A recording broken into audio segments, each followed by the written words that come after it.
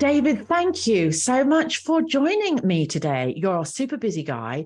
You are all over YouTube, and that's what we're here to talk about today. Thank you for joining me. It's an absolute pleasure to be here, Deborah. Absolute pleasure.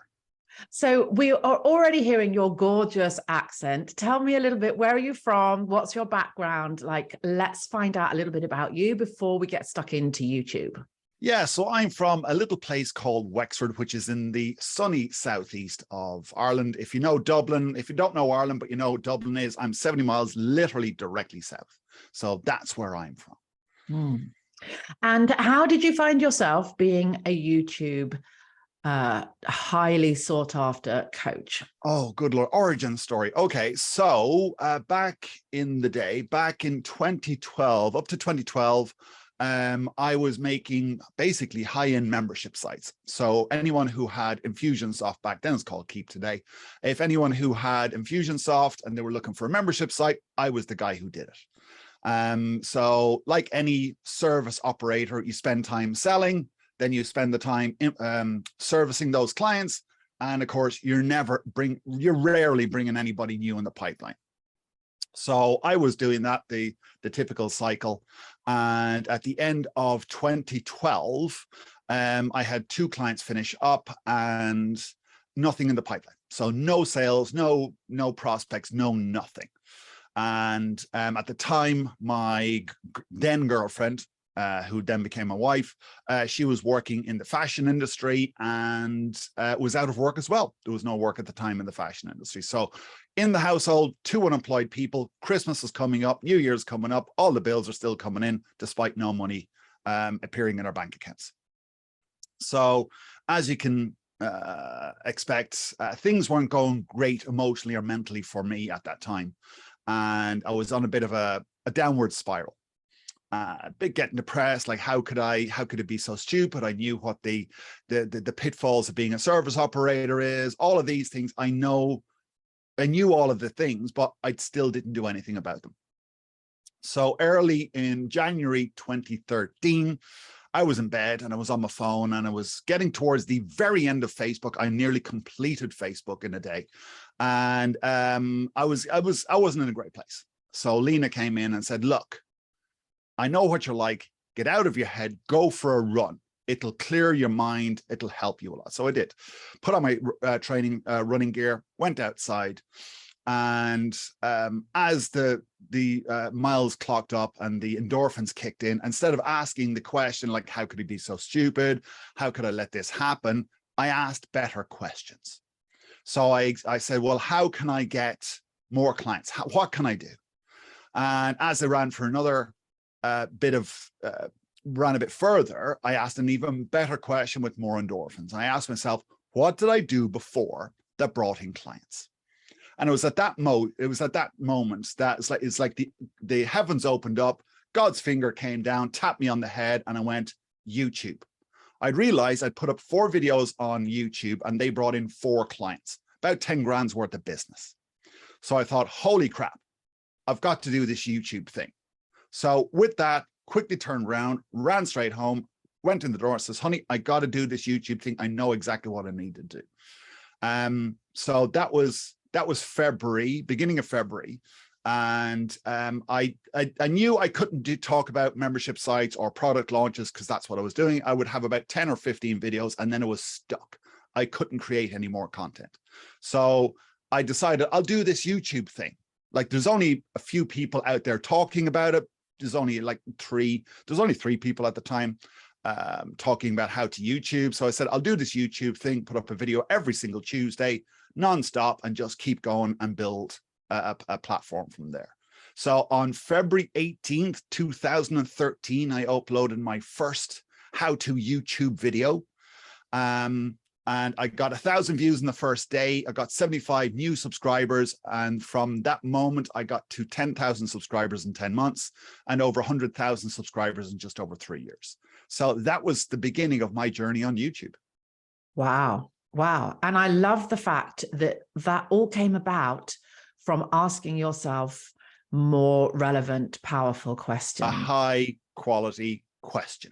And also, I also really love that what you identified was so simple in terms of what have I done in the past that worked? And let's just go back and do that again. I think sometimes we fall into this kind of this wheel of I've got to reinvent it. Like, what else can I do? What else can I do? I've got to do the latest funnel. I've got to do the latest marketing thing. I've got to do the latest ad technique. And it's like, you've been successful in your life. You wouldn't be where you are today if you weren't. You were successful in something somewhere to get you to where you are. So what did you do before that got you there? Or how can you do more of that?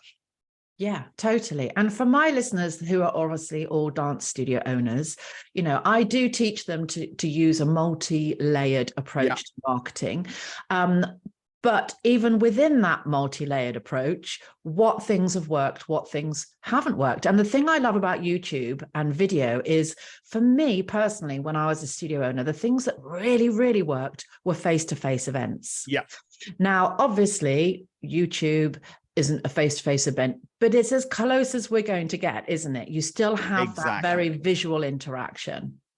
Exactly. And people can connect with you through video. And that's what I love about the medium, is that people can watch your videos. They can binge watch your content. If you've got 10 videos and somebody watches all 10 videos, when they meet you in person, they feel like they know you. And they're reciting stuff back to you that you said on a video that you've long forgotten about. Yeah, absolutely. And I have so many people say to me on a daily basis, you said so-and-so the other day. And I'm thinking, did I? That was 4 years ago. Okay. Exactly. Yeah. David, what are the problems? And this might make you smile, actually. One of the problems that my clients have is, although most of them all come from a dance background, they're all performers, they're used to being on a stage, they can perform in front of 1,000 people, 10,000 people, confidence through the roof. Yes. Stick them on social media and ask them to show a picture of themselves, or even have their photo on their website, or, you know, YouTube. My gosh, some people are probably breaking out in a sweat right now. Why is this, do you think? Why don't they like being seen?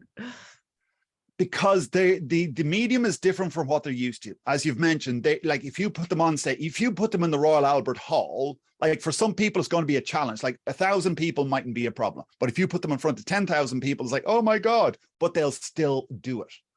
Now, when you go on YouTube and stuff like that and do video, people equate it to being on the BBC, where you're going to be seen like by 100 million people and everyone's judging you. And that's what it really is it's a fear of being judged. The thing is that when you put content out there, when you're starting out, the chances of 100 people, let alone 100 million people seeing you, are sort of slim to none. So that judging isn't, what's the word I'm looking for? It isn't justified. So, and like, the way I look at things is that people are going to judge me irrespective. So screw it, just do it anyway. And you want to repel those people who are judging you and attract those people who are attracted to you.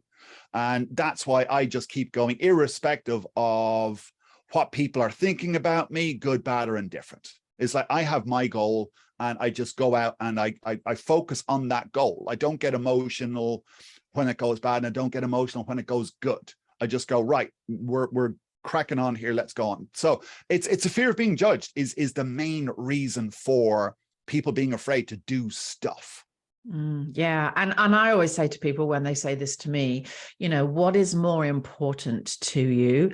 The fear that the odd person may not like your top that you're wearing, or may think your hair could have been a bit nicer today, or the fact that you're actually out there fulfilling your purpose. Exactly. And of course, my clients are all high passion-led business owners. You know, is it more important that more people find you and you get to teach more people to dance, or is it more important that we're worrying about our own vanity, I suppose, is what it comes down to? Yeah, and that's the thing. It's like I always say, it's like, no one's going to die. No one's going to die, first of all.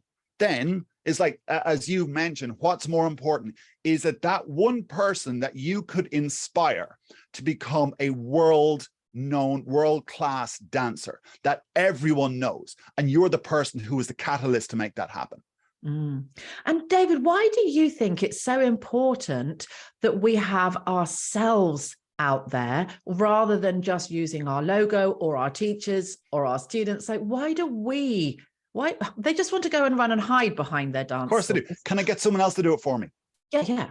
Why is that? Why? I know we've just talked about the judgment thing, but not so much why do they feel like that? More, why is it necessary for people to see us as the business owners? Because when you are vulnerable, when you show up, irrespective of the crap that's going on in your life, when you step up and show people, I'm here for you, that's what people connect with.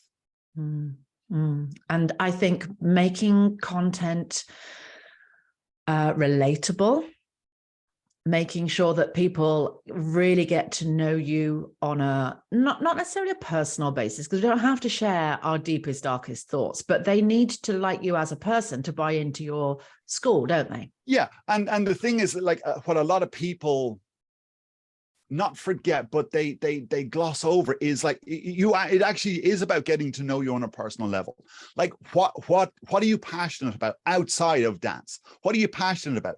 Maybe you've got dogs, or maybe you're a passionate mother or father or whatever. You know, maybe you like going to the seaside. That's one of the things, because it reminds you of what you used to do with your parents. What are these other things about you that people can relate to?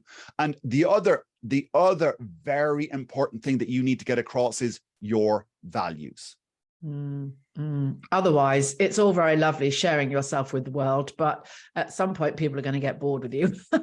That's it. And like when you share your values, like my values, like I've got a certain set of values, and when people share the same values as you, they connect with you literally on that personal level, and they go, you know what, I've driven 200 miles to come to your dance studio because I share the same values as you. Yeah, and that's really powerful, isn't it? Really, really powerful. When we think about social media, I know that a lot of people think, oh, that's Facebook and Instagram and Twitter and Snapchat, but they don't really think of YouTube as being a social media channel. What I'm really interested in, which is what I'd love to pick your brains on today, being the expert, of course, is how could somebody that runs a dance school utilize YouTube as a platform for attracting new students? Great question. Great question. So I was actually thinking about this before the call, because I had an idea this might pop up. So there's a number of things. Like, first of all, is like I would do a video on who you are and why you do what you do.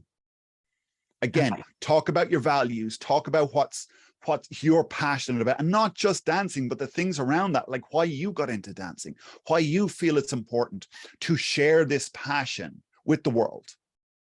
Then the next thing is to show the progress of your students, that you may have somebody who isn't necessarily, they may have 2 left feet, say, someone like me. So you might have somebody who comes in with 2 left feet, but you see their transformation, and that's what people are connected with. Like, if you watch any movie, any TV show, any reality TV show, it's about the transformation. They started here, well, go this way. They started here and they ended up over here. And it's that transformation and that journey that people follow and that they connect with. And when you can do that, people are going to go, holy crap, I would like my little Mary to do the exact same thing. Poor thing can barely walk straight, but I'd love her to be able to dance a little bit. So that's the next thing. Obviously, is you could do a little bit of how-to content or stuff like that, but showing your class, that sort of thing, showing, like, if you're doing a performance and stuff like that, obviously put that up there. Yeah, and just giving little behind the scenes stuff too, like little tips. If you've got a toddler or a child, whatever groups you work with, if you have somebody like that, and you go, hey, I've been working with my teeny tots group today, and one of the major problems that we find with younger children is and you can give tips. If you're a parent and you want to get your child to be able to dance better, here's a little tip that I can help you with. So you've got that little bit of how-to content as well. So there's quite a bit that dance studio owners can create on YouTube. And how, I don't know if this is a thing, I definitely need to come and work with you because I know not nowhere near enough about YouTube, but how can people use that in a way that's relevant to attract people in their area? Like, because obviously YouTube's global worldwide channel, and as much as we'd love every person in the world, we're actually realistically only going to have people within a 10-mile radius. Are there ways to sort that problem out? Absolutely. So you could do what's called SEO, search engine optimization. So put in your location in, I don't know about your title if you have enough room in your title, but if you can put it in your title, put it in there, but definitely put it in your script, in your description. Also say it on the video, because YouTube watches your video. It transcribes your video. It knows your location. So when you're saying, hey, this is Deborah here from Sheffield or wherever, I'm just picking a place, from Sheffield Dance Studios here in the heart of Sheffield, blah, blah, blah, blah, blah. Now YouTube has built up this bank of knowledge going, they're based in the heart of Sheffield. So when somebody does a search for Dance Studio Sheffield, boom, your video is going to pop up there because you've got it in your description. You may have it in your title. You've also said it on your video over and over again. So there's these little things that you can do. Also, if you've got Google My Business, plonk your videos on there too. It'll help with your Google My Business profile too. Oh, that's really so interesting, because I didn't know you could do that. So in a way, you're trying to use YouTube as another directory, like we used to use Yellow Pages. Exactly. And when, like, especially when you connect it to Google My Business, because that's basically where you're going to be listing your dance studio business anyway. So when somebody does a literal search for Dance Studio Sheffield, you're listed there and you've got videos, which your competition more than likely doesn't. So that puts you way ahead of those other people in your area. And when they see the recital and when they see you giving tips about the Tiny Tots class that you've got, and go, oh my God, they look like a fantastic setup. They can see your studio. They can see all the things that you do. That helps to those people make a better buying decision to click on your contact us link or your phone number or whatever email address and reach out to you.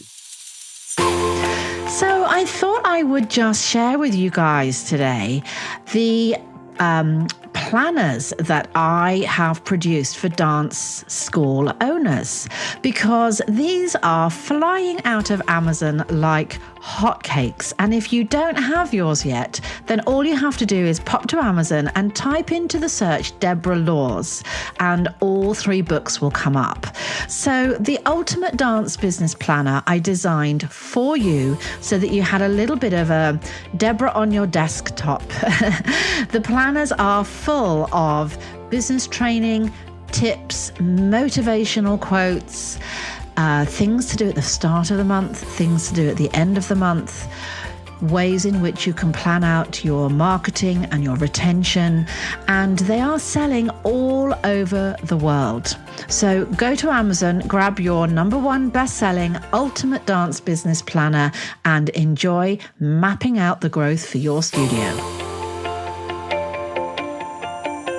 I love that. I love that it can be a platform that you can use that not everybody else is using. And correct. I think in my industry, there's probably very few people that are using YouTube as an attraction strategy. So that's a great tip, everybody. Go out and start using your YouTube channels and start really maximizing, in particular, your location. Should they have that in their title of their videos as well? If they can, I recommend, you get up to 120 characters in your title, but do not fill that full 120 characters. I recommend that you do just, where's my phone? Do just 60 characters or less, because 60 or 70% of people are watching your videos on their phone. And 60 characters is the optimal number of characters in your title so that your title will be viewable on mobile phones.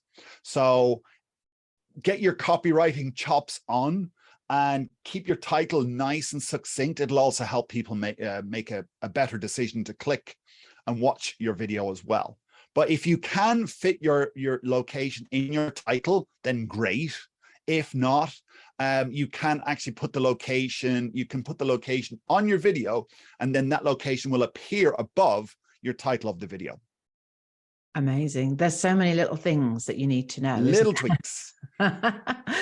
And say, you know, we hear about people that, you know, end up with huge channels and so many followers, and then they get to monetize their channels. I don't know whether that's a thing that my listeners are interested in, but how does that side of thing work? Do you have to have a minimum number of subscribers before that's likely to happen? So there's two requirements. The first one is that you have at least 1,000, well, there's three requirements, 1,000 subscribers. Second one is that you have what's called 4,000 hours of watch time. So this is the amount of time that people have watched your videos over a 365-day period. So as soon as you get to over 4,000 hours in 365 days, then you can apply for what's called the YouTube Partner Program, which is YouTube giving you money. Now, there is a third requirement that you don't have any strikes on your videos. So you're not using the Britney Spears in all of your videos and stuff like that, music and stuff like that, and clips from TV shows, because that can cause you to get a strike. But if you're using royalty-free music on your videos and your content is all your own, then 99 times out of 100, you'll be good to go. Interesting. And so that's quite a big following, isn't it? Like it's 1,000 people. It's not that difficult, to be honest with you. It actually isn't that difficult. It's got more difficult over the past few years. Yes.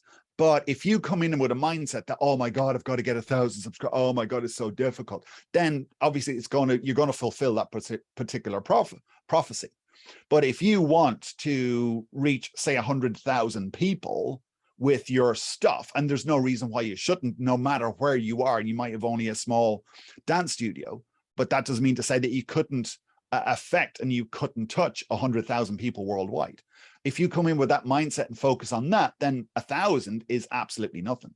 And I suppose the other side that people could be looking at, other than just trying to advertise their school, is actually to create a side hustle, an online side hustle business. So, you know, they could potentially look at wanting to be known, you know, for their little short teaching tricks or tips. I know dancers. So they started out as dancers and then ended up as dance tutors, and they still do dance. They're professional dancers. Well, no, I'll take a step. They started out wanting to dance. So that was their genius, was dancing. Then they just followed that passion so much so that they got to do music videos. Then they started doing TikTok and YouTube and stuff. So then their exposure grew. Then they were asked, can you teach us this? Now they're also getting brand deals, getting sponsorships, all of that sort of stuff. And they're still teaching. So there's a whole influencer economy out there that people can tap into. And there's no reason why any one of your students couldn't do the exact same thing. Yeah, and doesn't even necessarily need to be the dance school owners. You know, this could be their teachers. You could have their students or whatever. You know, it's like there's so many, like TikTok is just full of it these days. Everyone is like a teenage dancer or whatever. And they're doing all these dance challenges. So it's very popular right now. You could create your own. You could do a popular dance craze that with a spin on it, whatever, you know. So you could grow a very large audience on YouTube that mightn't even be related to your dance studio just by dancing. Yeah, absolutely. And of course, you know, it is all about being creative, isn't it? And luckily, that's what my audience are, highly creative. That's their space they're in. Yeah. What other things do you think are important for somebody to know that's just starting out? So say someone's listening today and they're really inspired. Hey, maybe I should look into YouTube. Other people aren't necessarily going to be there. So I'm going to try and do, you know, be the unique person in my area that's using YouTube. Like, what should they be aware of, or what are some of the beginners' biggest mistakes? Where do we start? Okay. I'll do the biggest 2 or 3. So the first one is that you need to research, you need to basically study your existing marketplace, whether that is your local area, or you're doing sort of dance training tips on a UK level or global level. So you got to study your marketplace. And that's one of the first things that we work with our clients and our students to teach them to do. So study, look at what's working out there, because success leaves clues.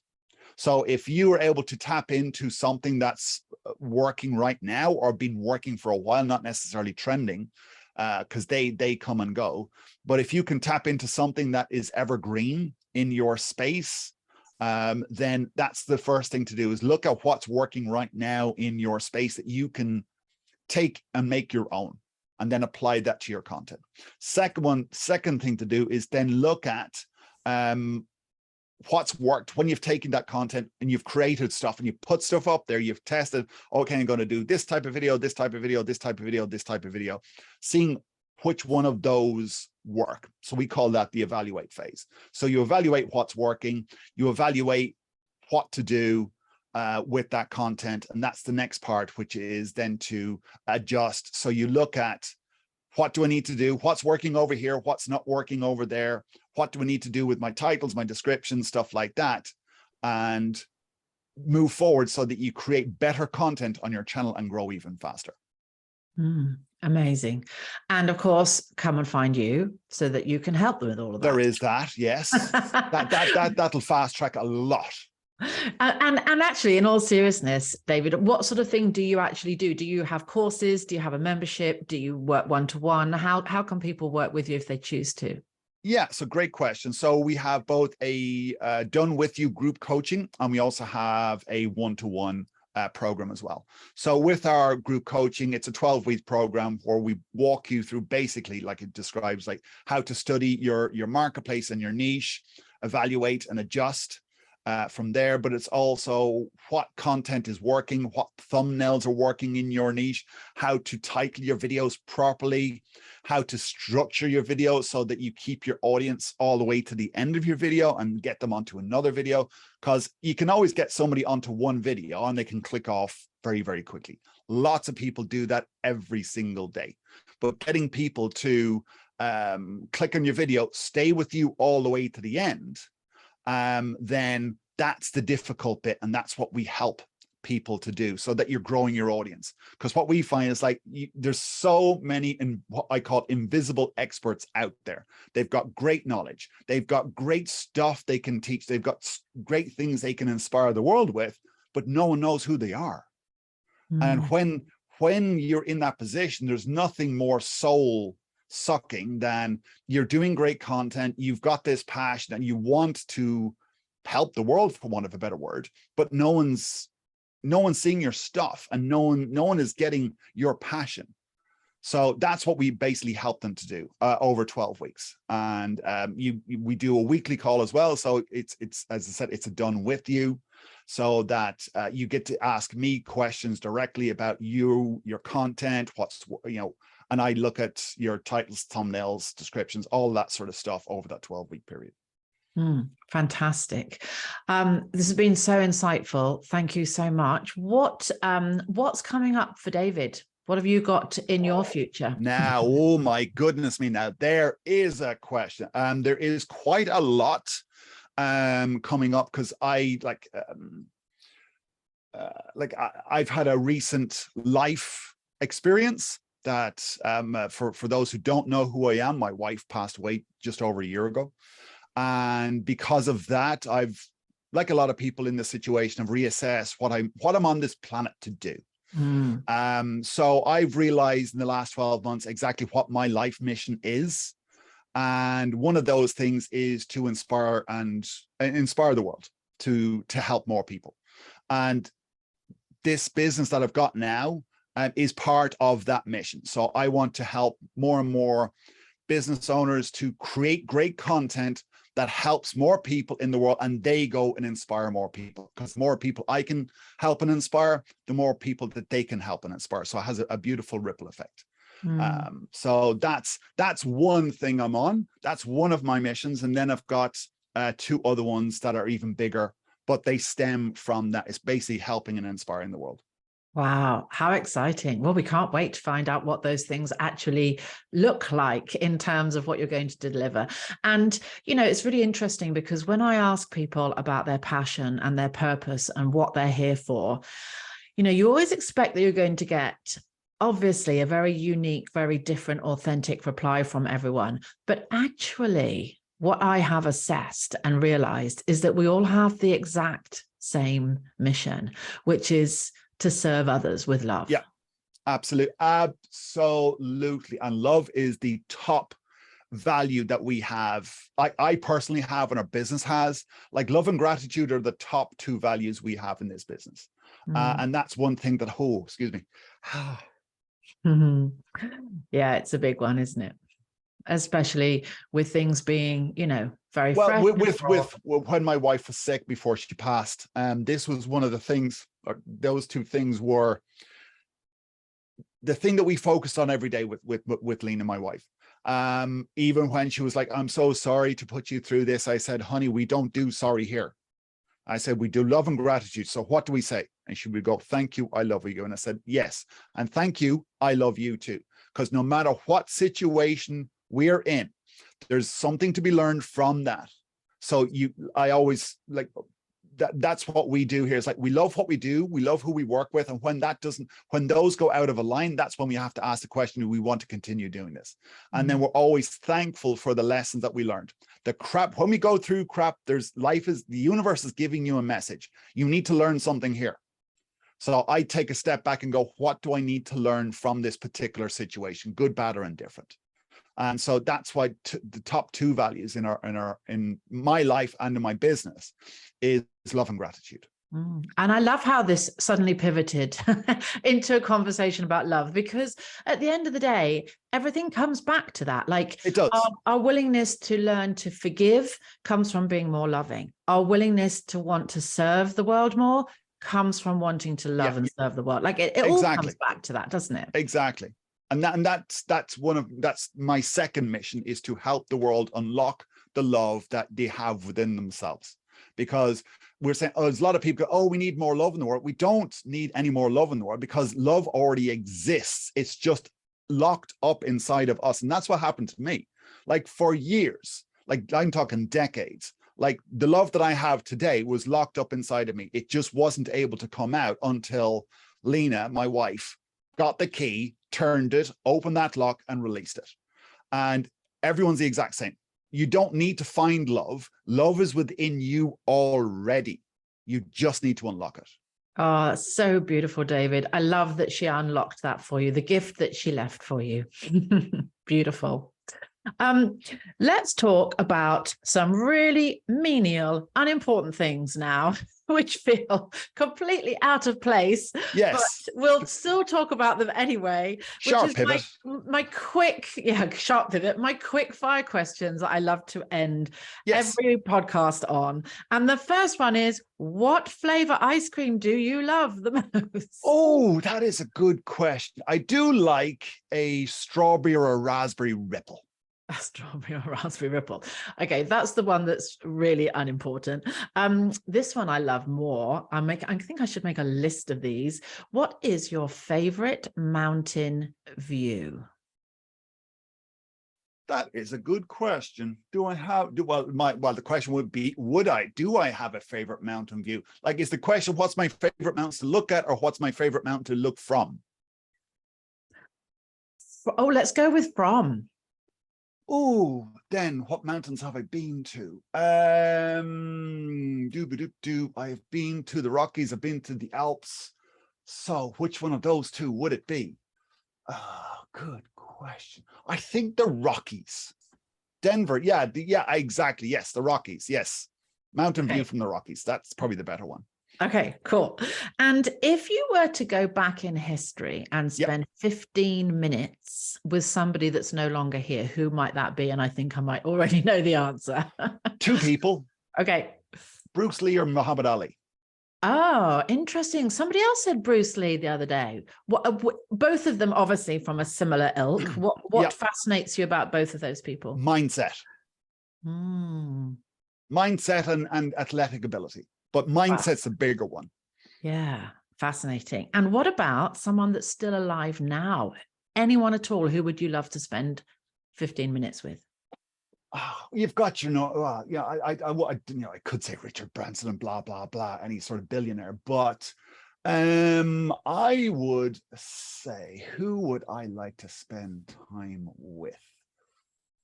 Oh, that is a good question.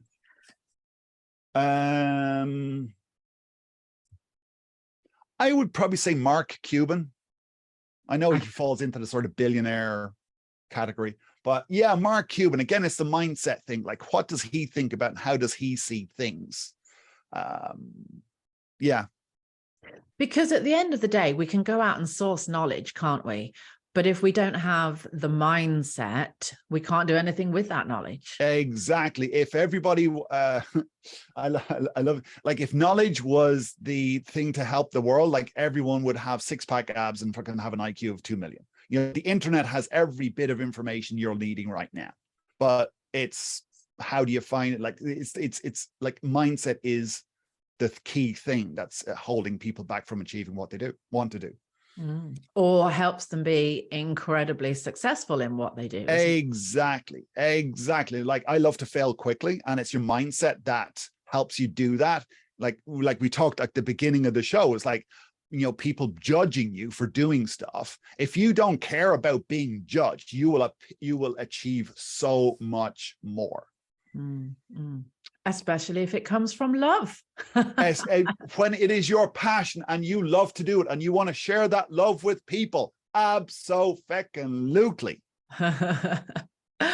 David, it's been such a pleasure hanging out with you today. Thank you so much for sharing some of your gems of knowledge and also a little bit of your story. And of course, about your love for life and for the purpose that you have here on the planet. It's been a really special few minutes. Thank you so much. Thank you very much, Deborah. It's been an absolute pleasure.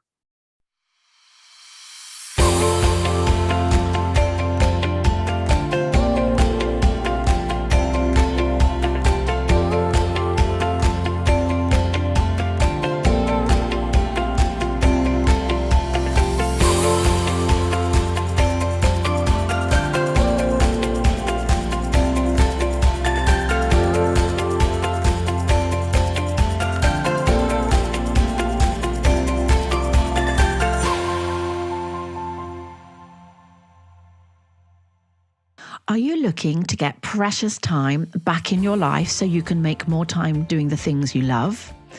DanceBiz is a class management and booking software from the lovely folk at Think Smart that will automate and streamline all your dance school admin. It's the perfect tool for all those tasks that just seem to take so long and will help you to work smarter, not harder. Message me today, folks, and I can give you a code so you can get 2 months free.